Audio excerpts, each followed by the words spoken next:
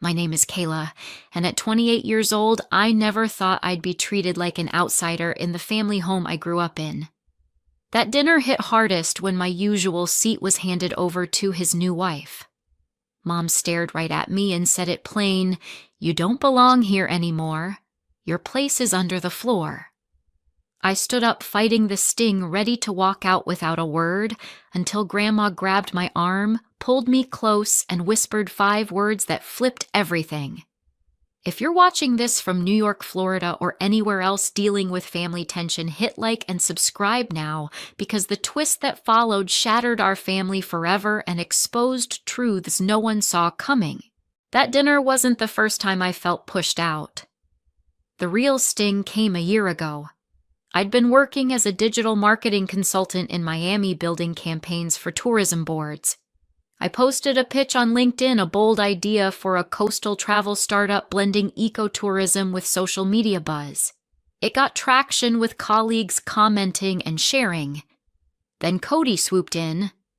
My brother, 3 years younger, had just launched his own startup in New York. Without a word to me, he took my concept, repackaged it, and pitched it to his investors.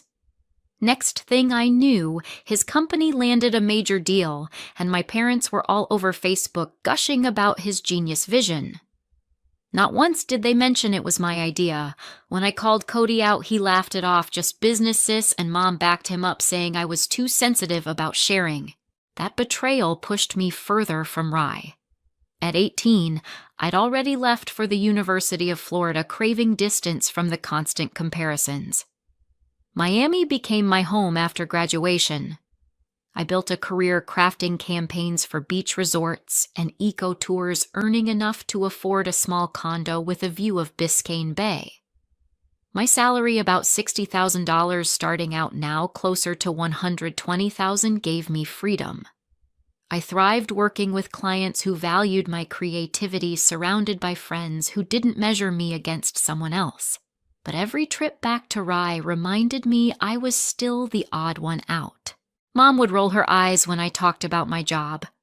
Marketing. That's just playing with pictures online, she'd say, while Dad nodded along, more interested in Cody's latest startup pitch. Cody stayed close, living just 15 minutes away in a sleek new house he bought with his wife, Amber. He followed the path my parents approved, business degree, marriage, settling near home. They attended every event of his, from engagement parties to ribbon cuttings for his startup. Me, I was lucky if they remembered my birthday. The only one who seemed to get me was Grandma Mary. She'd moved into the guest cottage on our property after Grandpa passed 5 years ago. Mary was sharp, a retired school teacher who'd built a life on her own terms. During my rare visits, she'd pull me aside on the patio, her eyes bright with interest. "Tell me about those Miami campaigns," she'd say, sipping tea, genuinely curious about my work. "Your grandpa would have loved your fire, Kayla." Those talks kept me grounded, a reminder someone in the family saw me for me. Then came the social media fallout. After Cody's stunt, I tried to confront my parents. I flew to Rye for a weekend, sat them down in the living room with its ocean view windows, and explained how he'd used my idea. Dad barely looked up from his phone.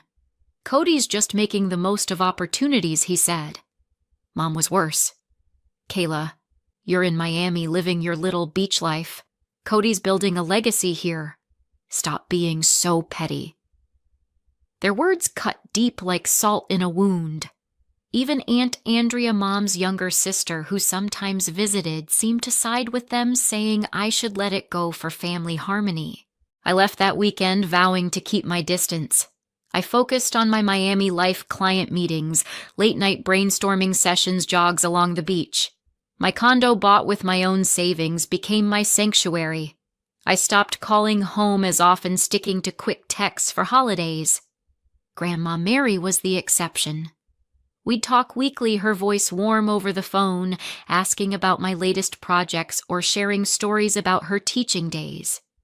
She never pushed, but I could sense she knew how much I was hurting. That's why the call for the family dinner caught me off guard. It came last spring out of nowhere from Mom.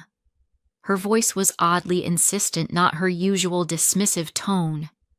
She wanted me in Rye for a special evening with no explanation. Something about it felt off, but a flicker of hope made me agree. Maybe they'd finally see my side. Maybe this was a chance to bridge the gap. I rearranged my schedule, booked a flight from Miami, and headed back to the house by the Sound, not knowing it would change everything. Then I met Amber. My brother's new wife swept into our family like she'd been born to it. The first time I met her was at a barbecue in Rye, her blonde hair tied back, wearing a tailored sundress and carrying a tray of homemade brownies. Mom practically glowed, patting her arm. "Amber, these are divine." "Kayla, you should learn to bake like this," she said, glancing at me with that familiar look of disappointment.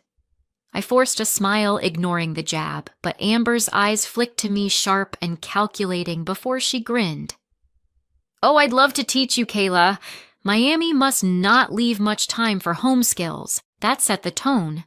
Amber had a knack for subtle digs, always wrapped in sweetness. After she and Cody got married, our family dynamic shifted hard. The house in Rye, with its ocean breeze and creaking hardwood floors, used to be neutral ground. Now it was Amber's stage. Mom would call her for menu ideas for Sunday dinners. Dad would ask her advice on his small real estate firm's investments, as if I hadn't spent years studying market trends. Cody just sat there basking in her glow like she was the sun and I was some distant planet.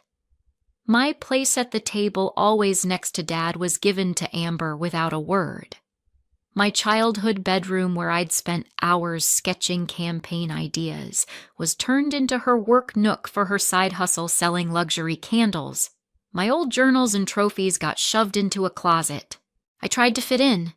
During one visit, I brought a bottle of Florida wine, thinking it'd spark a conversation about my life in Miami. Dad took one sip and called it too fruity for a real dinner. When I offered to cook a seafood dish from a local Miami market, Mom hovered, then took over, adding cream to my light recipe, saying Amber prefers richer flavors. Behind my back, I heard through a cousin that Amber called me the Miami Dreamer, mocking my marketing job as posting selfies for tourists. To my face, she'd smile and say things like, "Your beach vibe is so bold, Kayla." I could never dress that relaxed for family. Each comment chipped away at me, designed to make me feel small, while she played the perfect daughter-in-law. Cody, who used to be my partner in crime, changed too. Growing up, he'd always had my back, whether we were sneaking ice cream or prank-calling neighbors. But now he echoed Amber's lines. During a rare call, he said, "Kayla, maybe it's time to move back to New York. Dad could hook you up with a steady job. Amber thinks you're wasting your talent out there." I swallowed my hurt. "I'm a senior consultant, Cody. I just landed a campaign for a major resort chain." His response was a half-hearted, "That's cool, but Amber's worried you're too isolated." It hit me then he wasn't seeing me anymore, just Amber's version of me. I tried talking to Mom and Dad about it during a visit last fall. While Mom was arranging flowers for a neighborhood party, I said I feel like I'm invisible since Cody married Amber. She set down her shears, exasperated. "Kayla, you chose to run off to Miami and chase your little dreams. Amber's here, building a life with Cody, giving us a future. What are you contributing besides complaints?" Her words burned. Dad didn't even look up from his laptop, just muttered, "Don't stir up trouble." I left that day, booking an earlier flight back to Miami, my suitcase heavier than when I'd arrived. After that, I pulled back. I skipped Thanksgiving, blaming a big project deadline. I sent Christmas gifts by mail, a scarf for Mom, a book on New York history for Dad, a candle for Cody and Amber, hoping they'd see the irony. My life in Miami grew fuller. I led campaigns that won industry awards, bought a bigger condo with my savings about $200,000 down. My friends in Miami, designers, writers, surfers, became my chosen family, celebrating my wins without judgment. But the distance from Rye felt like a scar that wouldn't heal. Grandma Mary was my only tether, her weekly calls a lifeline. "You're doing big things, Kayla," she'd say. "Don't let them dim your light." When Mom called about the dinner, I hesitated. Her voice was different, almost pleading, not the usual guilt trip. "We need you here, Kayla. It's important. No holidays, no birthdays, just a random spring evening." Against my better judgment, I felt a spark of hope. Maybe they wanted to fix things. I rearranged my client meetings, spent a small fortune on a last-minute flight, and packed gifts: a bottle of aged rum for Dad, a silk shawl for Mom, a vintage map of Rye for Grandma. As my plane landed at JFK, I braced myself for whatever awaited in that house by the sound, never expecting it would turn my world upside down. The call came on a Tuesday.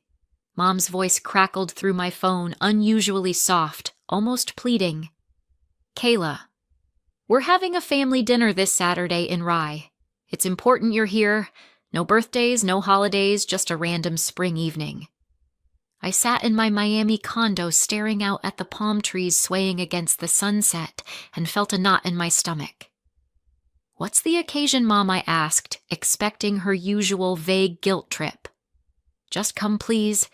It's been too long." Her tone wasn't the sharp edge I was used to, and that threw me. Against my better judgment, a small part of me hoped this might be a chance to mend things, to finally be seen. I pushed back a client presentation, booked a red-eye flight from Miami to JFK, and started packing. I spent hours picking out gifts, wanting to show I was trying. For Dad, I chose a bottle of aged rum, the kind he'd sip at his real estate firm's parties. For Mom, a silk shawl in her favorite navy blue handwoven from a Miami artisan market. For Grandma Mary, I found a vintage compass, a nod to her stories of navigating life as a young teacher. For Cody and Amber, I picked a sleek serving tray from their wedding registry they hadn't gotten. I spent nearly $500 hoping these would spark some warmth, maybe even a conversation about my life in Miami. But deep down, I braced for the usual dismissal. The night before my flight, Grandma Mary called. Her voice, warm but firm, cut through my nerves. "Kayla, I hear you're coming for the dinner." I smiled, picturing her in the guest cottage by the sound, her tea kettle whistling. "Yeah, Grandma." But Mom didn't say why. "What's going on?" There was a pause long enough to make me uneasy. "They want it to be a surprise," she said carefully. "But listen, promise me you'll stay through the evening no matter how tough it gets." "Can you do that?" Her words sent a chill through me. "Grandma, you're worrying me. Is everything okay?" She chuckled softly. "Nothing to fear, just an old lady asking you to trust me. Stay until the end, Kayla. Promise." I agreed, curiosity burning, but her tone held something heavier, like she knew more than she was letting on. I landed at JFK late Friday, the New York chill hitting me as I stepped off the plane. The taxi ride to Rye felt like stepping back in time. The house by the Long Island Sound stood as it always had, white colonial salt-weathered shutters, the lawn clipped to Mom's exact standards. I remembered summer nights chasing crabs on the nearby beach, Cody trailing behind me, giggling. Now those memories felt distant, overshadowed by the tension that had grown between us. I took a deep breath, clutching my suitcase and the bag of gifts, and walked up the stone path. Mom opened the door before I could knock her smile tight but polite. "Kayla, you made it." She air-kissed my cheek, her perfume sharp and familiar. "Flight okay?" I nodded, stepping into the foyer. The same crystal chandelier hung above the same polished wood floors, creaked underfoot. "Everyone's in the living room," she said, giving my dress a quick glance. "That's festive." It was the closest she'd come to a compliment, and I clung to it even if it felt hollow. Laughter spilled from the living room as I followed her. Dad was at the bar cart pouring whiskey. Cody lounged on the couch, his arm around Amber, their heads close, in quiet conversation. Aunt Andrea sat nearby, flipping through a magazine. Only Grandma Mary looked up when I walked in, her face breaking into a warm smile. "There's my girl," she said, standing slowly from her armchair, her cane tapping the floor. She hugged me tightly, whispering, "Remember your promise." I nodded, confused but steady under her grip. Dad handed me a gin and tonic without asking, his nod brief. "Kayla." Cody glanced up, casual as ever. "Hey sis, been a while." Amber turned, her smile, practiced, her eyes scanning me like she was sizing up competition. Something about her posture, confident, almost smug, set me on edge. I sat in a corner chair away from the main group, feeling like a guest in my own childhood home. Small talk started, all about Cody's startup success and Amber's candle business. No one asked about my life in Miami, my recent award for a tourism campaign, or even how I was doing.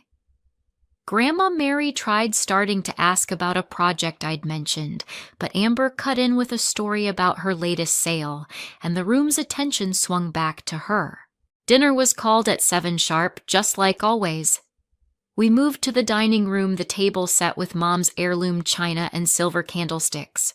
I headed for my usual seat next to Dad, but Amber was already there, settling in with a small smile. "Oh, Kayla, I hope it's okay," she said, her voice dripping with false sweetness. "Your mom thought I should sit here tonight." Mom appeared at my side. "Kayla, take the seat by Grandma." It was a clear step down a spot usually for distant cousins or guests. I looked to Dad, hoping for a word, but he was busy pouring wine, avoiding my eyes. Grandma Mary squeezed my hand under the table as I sat, her touch the only thing keeping me grounded. Something big was coming, and I wasn't sure I was ready for it. Dinner started at 7 sharp. Mom led us to the dining room, her heels clicking on the hardwood floor of our rye house. The table gleamed with heirloom china, silver candlesticks casting shadows, and a centerpiece of white roses that screamed her perfectionism. I moved toward my usual seat next to Dad, but Amber was already there, smoothing her dress with a smug smile. "Kayla, I hope you don't mind," she said, her voice syrupy. "Angela thought I should sit here for the big news."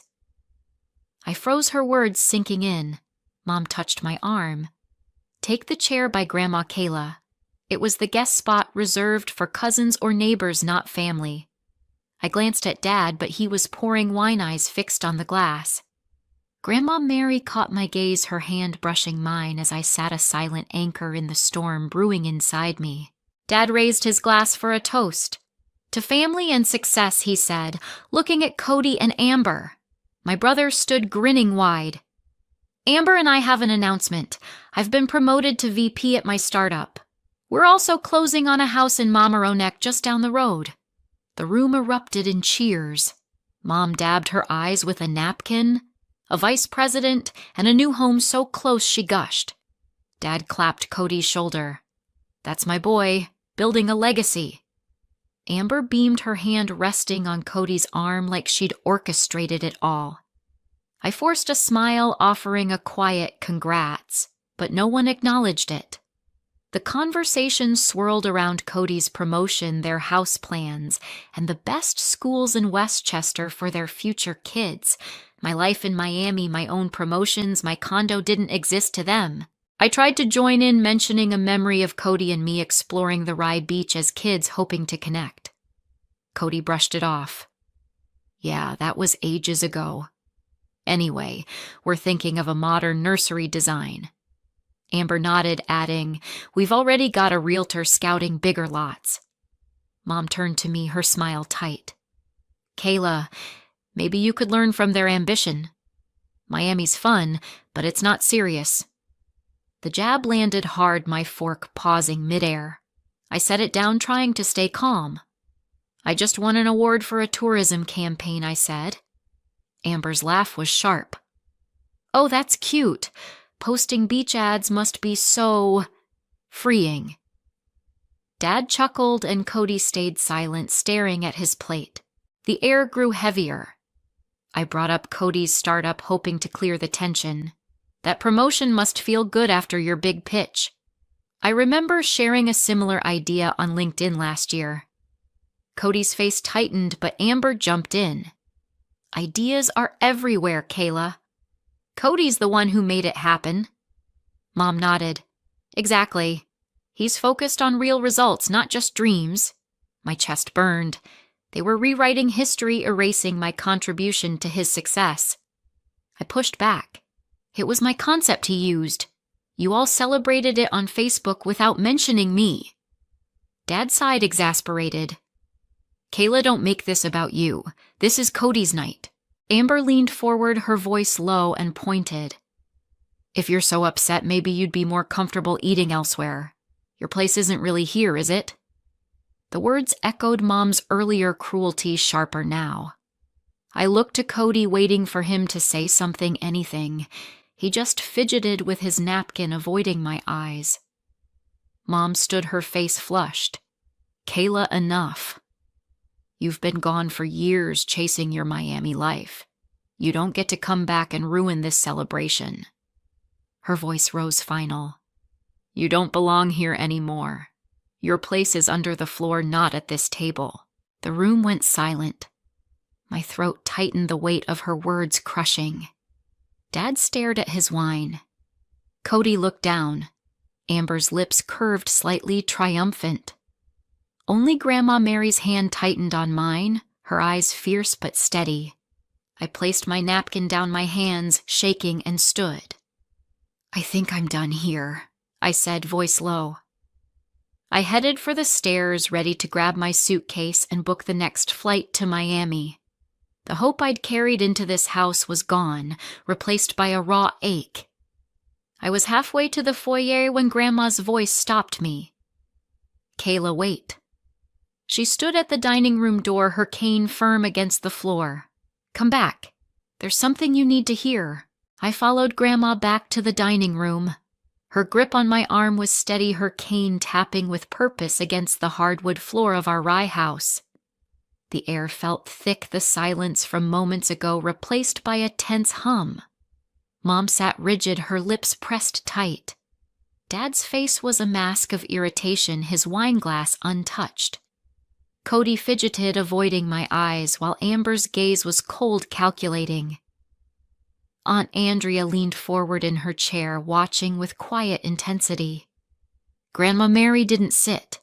She stood at the head of the table, her presence commanding despite her age. Kayla's not leaving? She said, her voice cutting through the room. What I'm about to say concerns her most. Mom's eyes narrowed. Mary, she was disrupting our celebration. Grandma raised a hand, silencing her. Enough, Angela. I've watched this family push Kayla aside for too long, and tonight it ends. She reached into her cardigan pocket and pulled out a sealed envelope, placing it on the table with deliberate care. Before your grandfather passed, he and I made arrangements for this house, arrangements we kept private until now. Dad leaned forward, his brow creasing. What are you talking about, Mom? Grandma's eyes locked on me. Kayla, this house, its deed, its legacy was left to you. The room exploded. Mom's voice rose sharp. That's absurd. This is our home. Dad slammed his glass down. There's got to be a mistake. Dad would never. Cody cut in, his tone defensive. Why would Grandpa do that? Kayla's barely here. Amber's smile vanished, her voice icy. This is ridiculous. She can't just take our family's house. I sat frozen, my heart pounding, trying to process Grandma's words.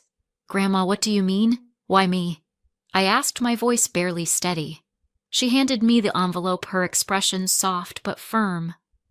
Your grandfather saw your strength, Kayla. Your independence, your drive. He wanted this house to be yours, to give you the power to stand tall in this family. Aunt Andrea stood, her chair scraping the floor. It's true, she said, pulling a folder from her bag. I was there when Dad revised the will. He named Kayla as the sole beneficiary of the trust holding this property effective 5 years ago when he passed. I've got the notarized documents right here. She spread them across the table, legal papers, signatures, seals. Dad snatched one up, scanning it with growing disbelief. "This can't be legal," he muttered. Grandma's voice was calm but unyielding. "It's ironclad, Patrick. Reviewed by 2 attorneys. I've been the trustee managing it until Kayla turned 30, but after tonight, after hearing you tell her she doesn't belong in her own home, I couldn't wait any longer." Mom's face flushed red. "You kept this from us." "For years." Grandma nodded. "Your father wanted Kayla to build her life first, to know her worth without this house defining her. He knew you'd fight it, Angela." I stared at the documents, my mind reeling. This house, the colonial by the Sound where I'd chased crabs and dreamed up campaigns, was mine. The place where I'd felt so small was now my power. Cody's voice broke through sharp. "So what now? Kayla kicks us out, sells the house to spite us." All eyes turned to me, and I felt the weight of the moment. "I need time to think," I said, my voice steadier than I felt. "This is too much." Mom stood, her napkin falling to the floor. "This is manipulation. We'll contest this." Grandma's eyes didn't waver. "You can try, Angela, but you'll lose. The trust is airtight." I pushed my chair back, needing air. "I'm not here to destroy anything," I said, looking at them all, "but I'm done being invisible. If you want to stay in this house, things change. First, you respect me, my career, my choices. Second, Grandma stays in the guest cottage as long as she wants, no questions. Third, this is my home now, and I decide who's welcome." Dad's jaw tightened. "You're dictating terms to your own parents." I met his gaze. "Yes, for once my voice matters." Amber scoffed. "You're just bitter, Kayla. You've always been jealous of Cody's success." I turned to her. "I'm not jealous. I'm tired of being erased. You want to talk about success? I built my life in Miami from nothing. This house is mine, and I won't let you push me out again." Cody finally spoke, his voice low. "Kayla, be reasonable. We're a family." I laughed, the sound bitter. "Family." "You sat there while they told me my place was under the floor." Mom's voice was cold. "If you think you can waltz in and take everything, you're wrong. We'll fight this." Aunt Andrea shook her head. "Angela, you're fighting a losing battle. Dad's will is clear." Grandma placed a hand on my shoulder. "Kayla, your grandfather believed in you. He knew you'd know what to do with this." I looked around, Mom's anger, Dad's denial, Cody's discomfort, Amber's calculation. They weren't going to change. I stood, my resolve hardening. "I'm going outside," I said. "Grandma, come with me." We left the dining room, their voices rising behind us, but I didn't look back. The night air waited, and with it a choice I wasn't ready to make. The porch swing creaked as Grandma Mary and I sat outside, the cool spring night wrapping around us. The Long Island Sound whispered in the distance, a faint reminder of the Rye house that was now mine. "Why didn't you tell me sooner?" I asked, my voice low, still reeling from the bombshell. Grandma's eyes softened. "Your grandfather wanted you to find your own path first, Kayla, to know your strength, without this house weighing you down. He saw you always did." Her words stirred something deep, a mix of gratitude and resolve. Inside, raised voices spilled from the dining room, my family arguing over a legacy they thought was theirs. I knew what had to come next. The next morning, sunlight streamed through the kitchen windows, glinting off Mom's spotless counters. The tension was palpable as I walked in, coffee mug in hand.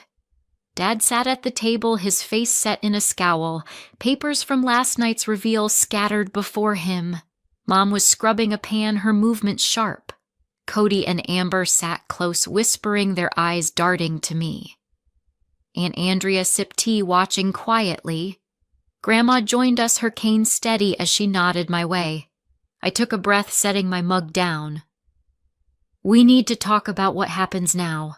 Dad didn't look up. "There's nothing to discuss. We're contesting this will." His voice was clipped certain.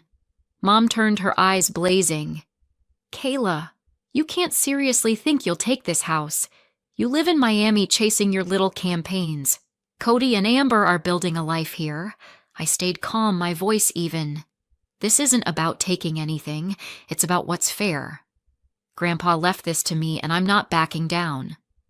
Cody shifted uncomfortably. "Kayla, don't do this.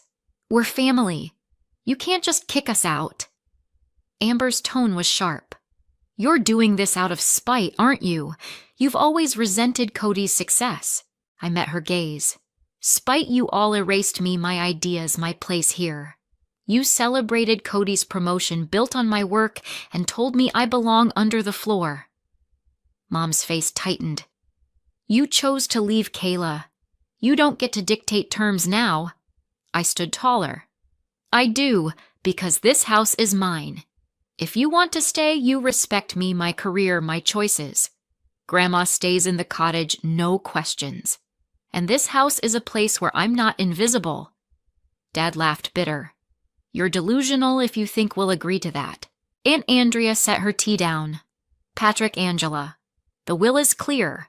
Contesting it will cost you thousands, $50,000 or more in legal fees, and you'll lose." Grandma nodded. "Your father made sure of that." Cody's voice was quiet. "So you'll sell the house?" "Uproot us all," I shook my head. "I'm not selling, but I'm done begging for a place here. You can stay until you find somewhere else, but I set the rules now." Mom's eyes flashed. "We raised you, Kayla. This is betrayal." I met her stare. Betrayal was telling me I don't belong in my own home. The room fell silent. Cody looked away, Amber's face hardened, and my parents exchanged a glance, their resolve cracking but not breaking. I knew then there'd be no compromise. "I'm done," I said, turning to leave. Grandma followed, her hand on my arm. "You did right," she whispered. I booked a flight back to Miami that afternoon, leaving the house behind, but carrying its weight. A year later, I stood on that same porch, the Rye house quiet under a crisp autumn sky.